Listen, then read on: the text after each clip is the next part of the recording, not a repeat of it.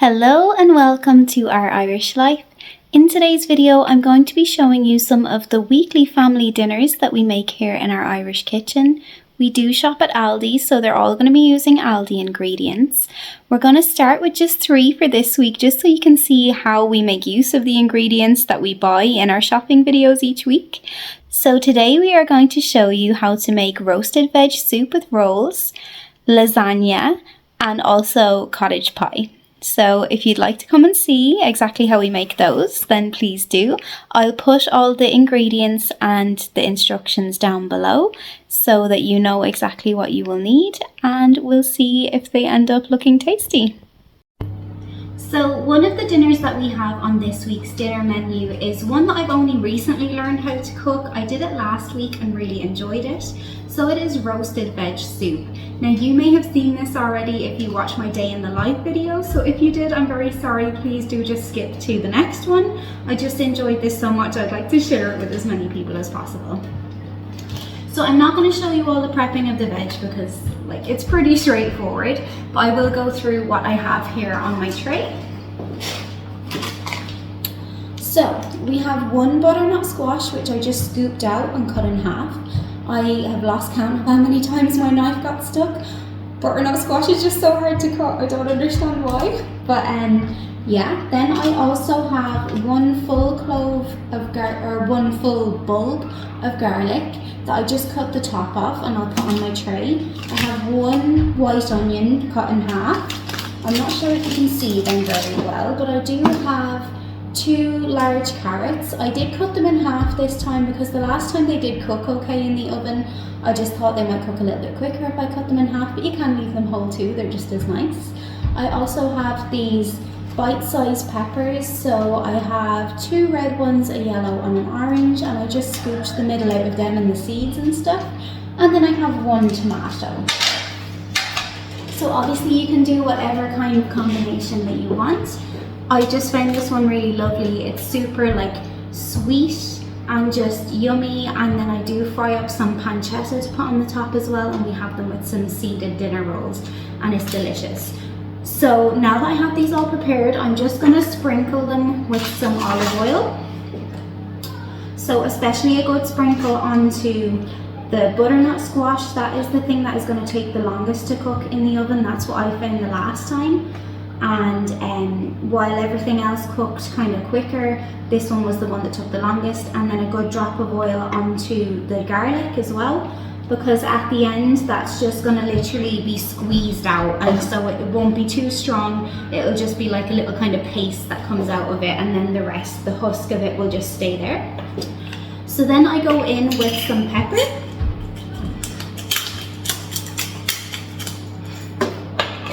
And some salt, and then some thyme as well. So sprinkle those on.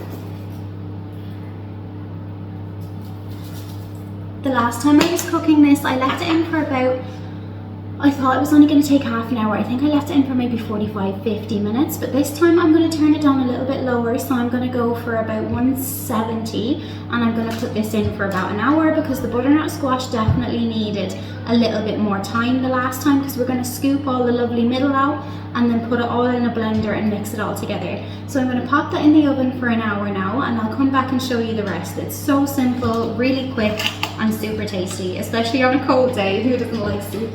Just so you can see it a bit more clearly, here is the veg all prepped on the tray ready to go in, and these are the seeded dinner rolls that we use from Aldi to go with the soup. They're delicious.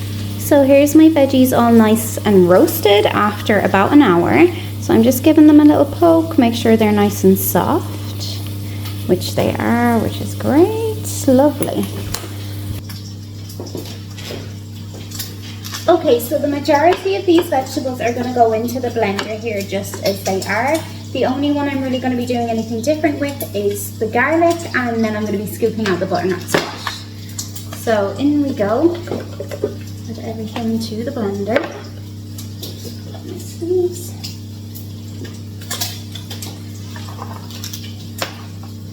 Tomatoes.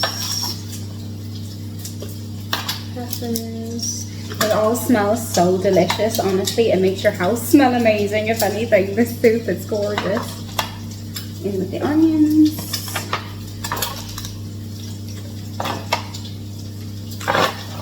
And other carrots. So now I'm literally going to be picking up my garlic whole like that and just squeezing out the lovely cloves straight into the soup.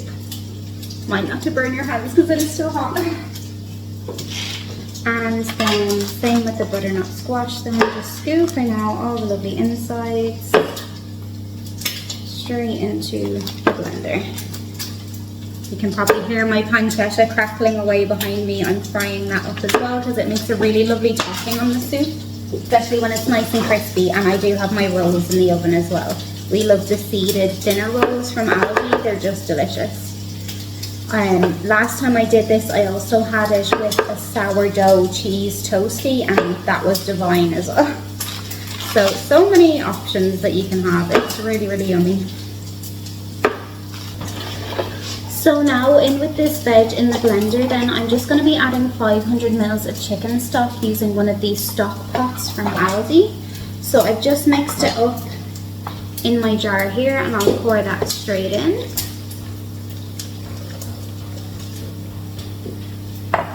And then I'm going to just use a little dash of double cream just to make it creamier. And I'm going to blitz this all up over here and I'll come back and show you what it looks like, so it'll be really noisy and I don't have a plug in the counter here. So this is it there now, all blended up. It makes a lovely thick soup consistency. Now you can add more like stock or whatever that you want, but we quite like thick soup. And then on top of this, then I just add a little drizzle of cream, and I also have my pancetta cooking up over here. So we just sprinkle that on top. So I'll show you what it looks like at the end with the rolls as well. This was a video from the last time I made it where I had a cheese toasty and it was yummy. So the dinner we are going to be doing today is cottage pie. So I'm going to show you just how to pull that together really easily. Normally I do this in the slow cooker, but it's not able to be used at the moment. So I'm going to just put it in the pan, and I need to get this done quickly anyway, so it suits me better to just do it in the pan and pull it all together nice and quickly. So yeah, I'll show you just the basic steps and I'll put the recipe down below as well. Okay, so I'm starting off with my potatoes, and I have almost a full 3 kg bag here. I just washed them, peeled them and cut them up into similar-ish sizes and not too big so that they will cook quickly. And then I'm going to go in and cover these with boiling water, and then literally just cover them down and boil them until they are soft enough to mash so that they can go on top of the cottage pie filling. Now, I'll cover them down and I'll let you know approximately how long it takes for them to be ready. So while I have my potatoes cooking away back there, I have chopped up 1 large onion and 3 medium carrots just into small little pieces, and I have them frying away here slowly in a bit of butter. And then I just like to get these soft before I add them into the mince, and the carrots will cook a bit further than once we put the cottage pie in the oven.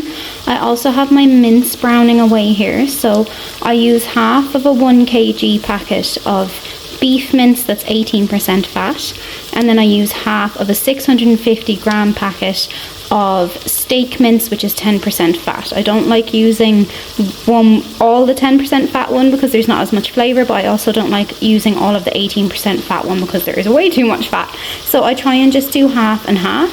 So I'm going to brown these up and cook these all away all together, and then I'll show you how I pull it together then. Once my mince is fully brown, then I add in the softened onions and carrots. I do normally add in peas at this point, but I didn't realise I was out of some, so I have put it on my list for next week. So it won't be quite the same, but you can add whatever veg in you want as well. Like, we just like peas in it. For my sauce, then I just have one of these beef stock pots that I've added to a cup here, and then I just fill the cup with boiling water.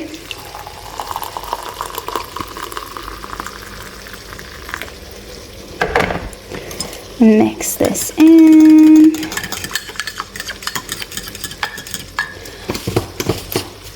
I then add these quick so gravy granules just to get to the thickness I want. Everybody's different with what they like. And then add it to the pan over here just to get it as saucy as whatever you like it. So it can, usually I go for 2 or 3 mugs of this thickened with the quick so granules and add it in. Okay, so this is what the consistency of it looks like. I just added the 2 cups because I think that is plenty. And then after about 25 minutes of boiling away, my potatoes were ready. They were nice and soft, so I mashed them up and used about 2 tablespoons of the block of Irish butter from Aldi and just mix that in. You can make the potato kind of smoother if you want to. We prefer it kind of chunkier so that the top can get crispy. So you could add cream or milk if you wanted to make it a bit smoother, but that's the way we like it. So I have my dish here and I'm just going to pop in the mince first and then layer on the potatoes and then just put a few little bits of butter on the top so it gets nice and crispy. So this is what it looks like there now, and I'm just going to put a few knobs of butter on top, and like I said, we keep it nice and rough on the top because like the more you have it like this, the more crispy bits you're going to get on the top, and the butter just makes it nice and tasty as well.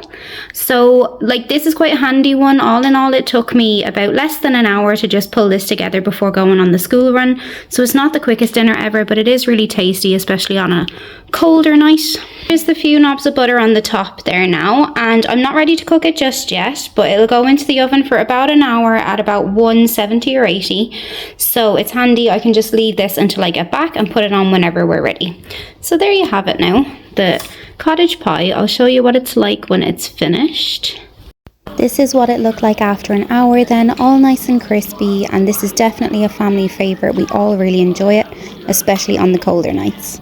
So for today's dinner we are having lasagna with chips and garlic bread. So I'm just going to show you quickly how I pull this together. I'm not going to show every individual step, just the ones you need, and I will put all the ingredients and the directions down below as well. So in my pan here I am just cooking up 1 packet of pancetta. I've chopped up finely 1 onion, and then I have crushed 3 cloves of garlic using my crusher here into the pan. And then I also have chopped finely 1 carrot. Normally I use more than this, you can add as many as you like. So I'm just going to soften that now before adding the mince. Okay, so once the onions were nicely softened, then I just added in my mince. So I'm using the other half of the mince I didn't use for the cottage pie yesterday. So we're going in with half of a packet of 18% fat mince and then half of a packet of the 10% fat. And I'll just cook that until it's all brown. Okay, so now that the mince is all browned, I'm going to add in 1 of these beef stock pots from Aldi, just this one here. And I'm going to go in with 2 cans of chopped tomatoes with herbs as well.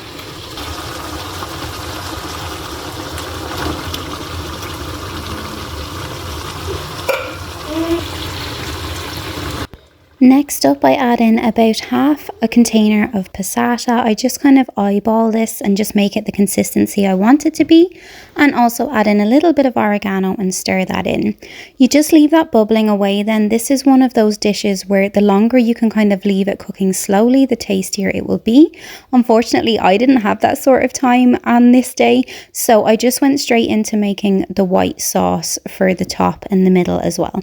So I went in with about 100 grams of butter and then 3 tablespoons of self-raising flour is what I had, so that's what I was using. And you just kind of mix this up then to make a paste, and then from there I add in milk a bit at a time and then make sure all of that paste is mixed in well, because you don't want the sauce to be lumpy. I don't have exact measurements for the amount of milk I have used. I just kind of judge it by looking at it, because we do like quite a lot of white sauce on the lasagna. That's our favorite part. So as you can see, I'm just whisking the lumps out of it, and then in between this I will use the other kind of blue tool that I have to scrape the bottom, because it does kind of form a kind of solidified layer at the bottom. So you want to scoop that up and then whisk it up again just to make that sauce nice and thick but not lumpy. It does take a bit of practice to get this one right. I have had a few disasters along the way while I was practicing. But yeah, the key is just to add the milk a bit at a time and wait for it to thicken, and make sure you get all of that stuff off the bottom so that it'll thicken up the sauce but also not burn. When I have enough sauce and it's thick enough, then I just go in with a little bit of Parmesan cheese just to give it a bit of lift in flavour, and then assemble it all together. So obviously the layer of mince, followed by the pasta, the white sauce, and then repeat it again. Mince, and then pasta, and then white sauce. I usually do this all in one big container, but I only had the 2 small ones today, and it actually worked out much better. I think the ratio of the sauces to the mince was a lot better. And then at the end, I grate on top a bit of Parmesan and put some cheddar and mozzarella on as well. And then these go into the oven for about an hour. We then service with the garlic bread slices from Aldi and a few French fries. And again, another favourite. It's just such a comfort food, and it's Owen's favourite dinner. So yeah, bonus. Well, thank you so much for joining us today. We hope you have enjoyed coming along and seeing the sort of family dinners we make during the week with the ingredients that we get from Aldi. I will be posting more videos like this, so if you ever see anything that you would like to learn how to make from the dinner plan I give each week, then please just let me know, and I'll try and do a few different ones so that it's not all the same things and you can learn how to make something different. Thanks a million as always for your support, and we hope to see you again soon for more of Our Irish Life.